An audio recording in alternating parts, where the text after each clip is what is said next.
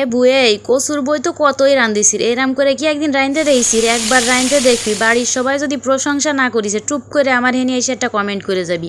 ঘরের পিছনে দুটো কসুর বই হয়েছিল তাই তুলে নিয়ে আইছি আর এরাম স্বাদ করে রান্ধিছিলাম, বাড়ির সবাই খাইছিল আর প্রশংসা করেছে। এখন যেহেতু আমি আর গ্রামে নেই তাই কি আরবো বাজারের থেকে কিনে আনিছি, ভাবলাম যে এই রেসিপিটা আপনাদের সাথে শেয়ার করতেই পারি। একবার যদি কেউ রাইন্দে কারোর খাওয়াইছেন সে যদি প্রশংসা না করেছে তাহলে কিন্তু আমার এসে কয়ে যাবেন। আর এই যে আমি মশলাগুলো বাইটে নিচ্ছি অবশ্যই আদো আদো করে বাইটে নেবেন, একদম পুরো মিনিশ করার কোনো দরকার নেই। গায়ের শক্তি খাইতে এত মিনিশ করে বাটার কি দরকার।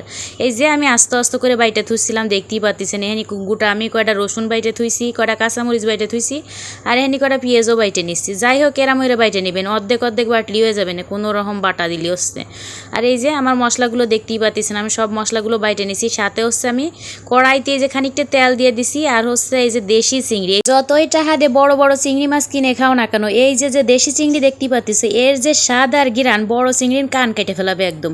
আর চিংড়িগুলো আমি একটু লবণ আর হলুদ মাখায় সুন্দর করে বাইজে নিছিলাম, এত যে সুন্দর একটা গিরান বার হচ্ছিল, মানে গিরান এই মনে হচ্ছে পেট ভরে যাচ্ছে। আর এই সেই তেলের মধ্যে আমি কিছুটা পেঁয়াজ দিয়ে দিলাম, পেঁয়াজটা হালকা করে একটু বাইজে নেবো নরম হয়ে আসা পর্যন্ত। আর সুন্দর করে দেখো নরম হয়েও আইসছে। আর এর মধ্যে আমি অ্যাড করে দেবো সেই যে বাইটে রাইছিলাম মশলাগুলো, এই যে আদো আদো করে মশলাগুলো অবশ্যই চেষ্টা করবেন এরম আদো আদো বাটার, পুরোপুরি বাটলে কিন্তু এই স্বাদটা পাবেন না। যাই হোক আমি মশলাটা সুন্দর করে একটু কষাই নিলাম আর কষানির পরে এর মধ্যে আমি হচ্ছে খানিকটা হলুদ দিয়ে দিলাম, খানিকটা লবণ দিয়ে দিলাম আর খানিকটা হচ্ছে মরিচের গুঁড়া দিয়ে দিলাম।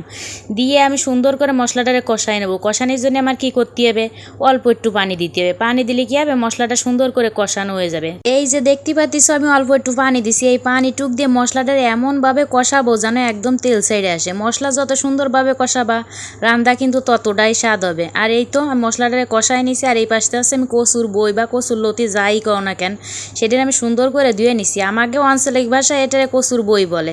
এটা আনাচে কানাচে আশেপাশে চারিপাশে হয়ে থাকতো দেখতাম ছোটোবেলায়, আর সে আনতে তুলে এনে রানতো, জীবনও দেখিনি বাজারের থেকে কিনে আনতে। আর এখন বাজারে ছাড়া পাওয়াই যায় না, আশেপাশে কচু গাছ তো দেখতেই পারবো না। আর এই কচুর বই রান্দায় আরও কিছু টিপস আছে, কচুর বই যদি একদম গইলে যায় তা কিন্তু একদম খাতি ভালো লাগে না। আর এই কচুর বইটা আমি ডাহে 4 মিনিট আর ডাহা ছাড়া 4 মিনিট সুন্দর করে কষাই নিছি। আর এখানে আমি 1 মগের চেয়ে কম আমি পানি অ্যাড করেছি, দেখতেই পাচ্ছি খুবই অল্প পরিমাণে পানি দিছি। আর এই পানি দিয়ে আমি কচুর বইটারে সুন্দর করে রাঁধতে নেব। পানিটা যেই বলক উঠে গেছে সেই বাইজে রাখা চিংড়ি মাছগুলো দিয়ে দিলাম। এখন আমি দর্জনই অপেক্ষা করব পানিটুক কন্নে টাইনে আসবে। আর যখনই পানিটুক টাইনে আসবে দৌড়ই যায় ভাত 1 প্লেট বাইরে গরম ভাত দিয়ে খাওয়া শুরু করে দেবো। আর এত সুন্দর দেখা যাচ্ছে দেখতেই পাচ্ছ, কচুর বই আর কচুর লতি যাই কও যদি গইলে যায় তা কিন্তু খাতি একদম স্বাদ লাগে না।